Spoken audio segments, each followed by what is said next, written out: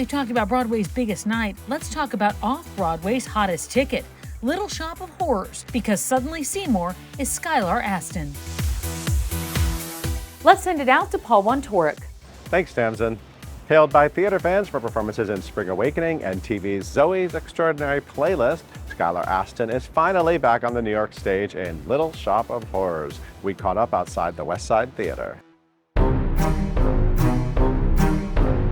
This is Little Shop of Horrors. This is Little Shop of Horrors. One of my favorite musicals. Is this like a show that you have deep connections to? Have you been performing this in your bedroom since you were a little wannabe Broadway performer kid? A little tyke, as they say in Little Shop. I actually, hot take, no. It's now become something I'm deeply connected to, but I only knew the hits, Somewhere That's Green and Suddenly Seymour.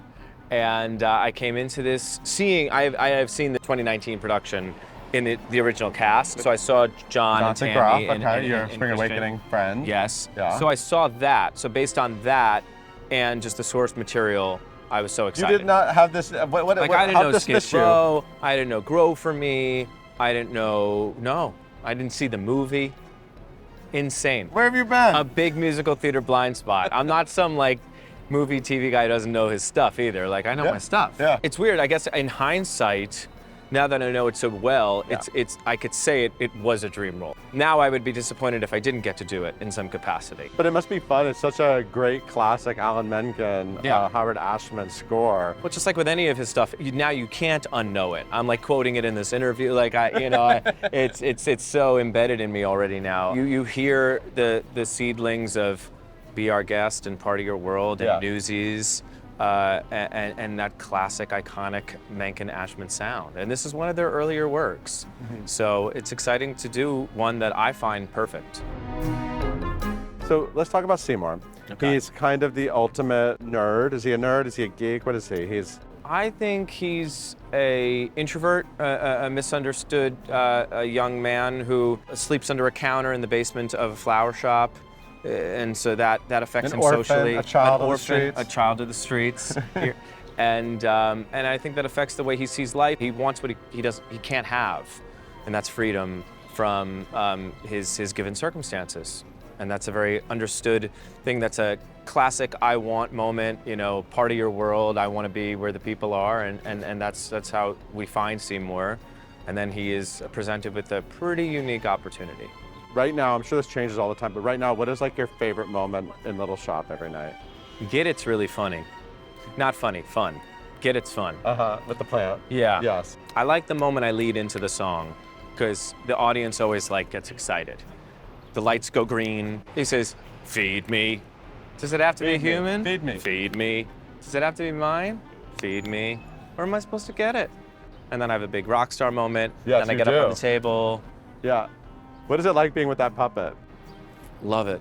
It feels like I'm talking to the real thing. Yeah. It's done so expertly by Eric Wright and Teddy Udane and Aaron, of course, voicing the plant. It's just this beautiful moment of theatrical synergy and magic, and I love playing with it. We actually found a beat, like a fun new beat with the plant that we have to now kind of readjust for, physically, because it takes literally 3 people to come up with a new bit. So there's a moment where I kind of draw him in to look at me, but now we've been doing this kind of tag. I don't know, it's just nerdy stuff like that I love. Little Shop of Horrors started as a little off-Broadway show, right? And then it became this big movie, then it became a Broadway musical, and this is sort of a return to the roots. Yes. It's a nice, small, intimate, the West Side Theater is like a great theater for this show. Yes. I think this is the perfect house for this production. Yeah. I think it's integral to the piece. What I love so much about Michael Mayer's vision with this production specifically is that it has no intentions of transferring to Broadway and becoming any sort of run like that. And so I think that took the pressure off and it just gave a perfect sandbox for this to live in. Yeah, it's real theater magic, right? And it's like kids in high school doing a show almost, because it's everything's sort of down to the bare bones. Yeah, one boy's dressing room, one girl's dressing room, close quarters, and all love. All bits, all comedy, all nerdy, little trinkets we all have on our stations. These are my people. There's been a lot of sort of celebrating about Spring Awakening again, now that you're all accomplished adults who have gone on to so many amazing things. What's it been like hearing everybody sort of talk about it again and doing the reuniting on Broadway. And It's been amazing. I really like talking to people that saw the documentary that weren't here in 2006 to see it. And they get the sense of its importance and of that time specifically in my life that I've only been retelling people, you know? I was like, you don't understand, because it was pre-Twitter, in a way like pre-camera phones. I mean, there were pictures to be taken, but not in the same way.